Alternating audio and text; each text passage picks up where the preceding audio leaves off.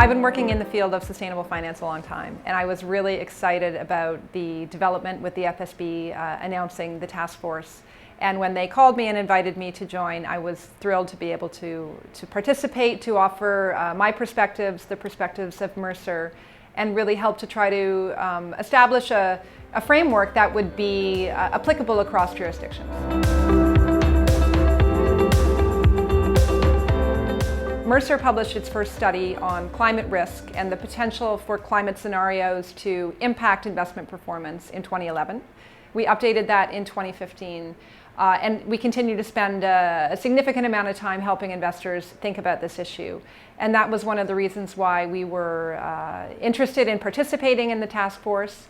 And we've committed to incorporating TCFD disclosures in our client reporting for the clients that participate in Mercer's delegated solution.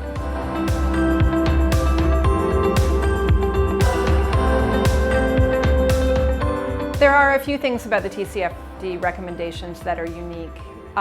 One of them, which I think is really important, is the fact that they apply not just to companies, but also to asset managers and how they report to their asset owner clients, and also asset owners and how they report to the end savers and the beneficiaries.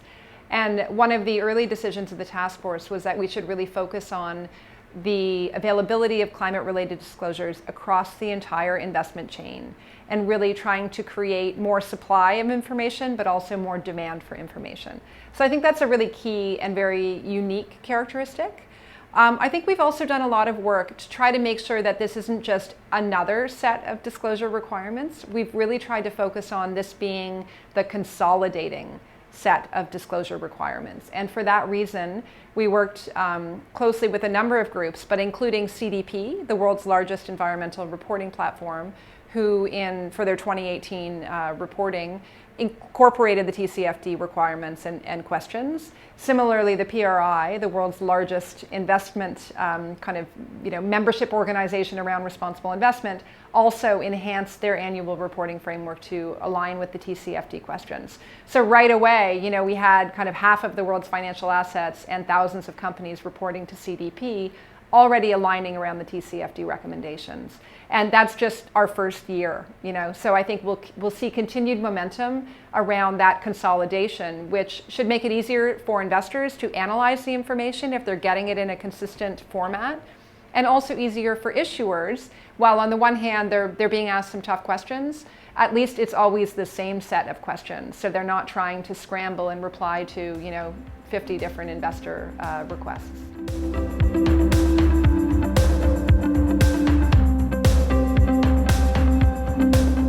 One of the key developments we're seeing is the kind of mainstreaming of sustainable finance and in particular climate. And I think historically companies have published a CSR report, which has been a little bit different than their mainstream annual report, maybe some cross-referencing. Because we're really moving beyond some positive contributions a company might have to its community or other worthwhile efforts, really looking at the heart of a business.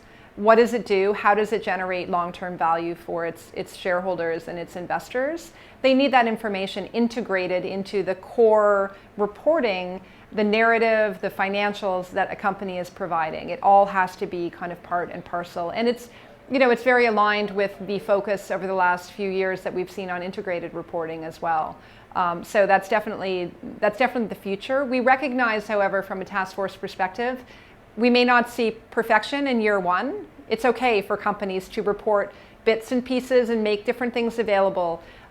Investors can access that information, but over time, the goal really is to have that consolidation and that integration.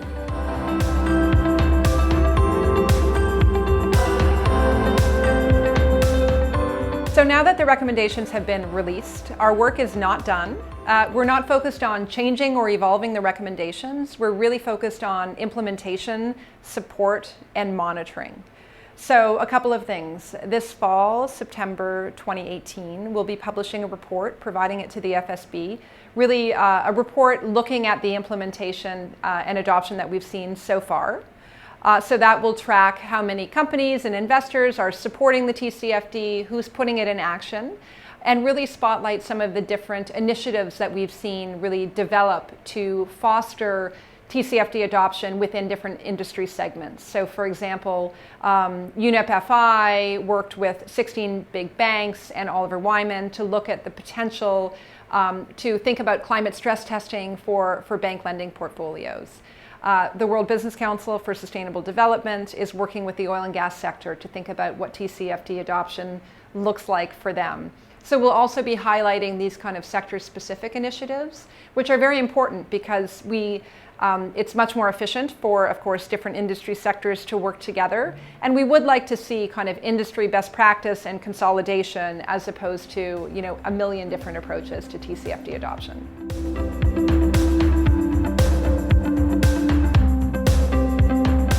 In Canada, we've got 25 organizations so far who have articulated their support for the TCFD. So that includes investors and companies.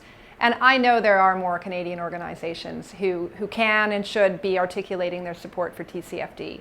And I think we'll create a positive kind of snowballing momentum effect once organizations commit to adopting the principles of TCFD. And really, we're not, from a task force perspective, we're not looking for perfection out of the gate. We're looking for alignment and leadership signaling and the allocation of resources to really figure out these complicated issues. So I think if we can see more articulated support for the TCFD and really work on the ground to adopt that we'll see the different the services and the support that's required to really make that actionable, that will all come together.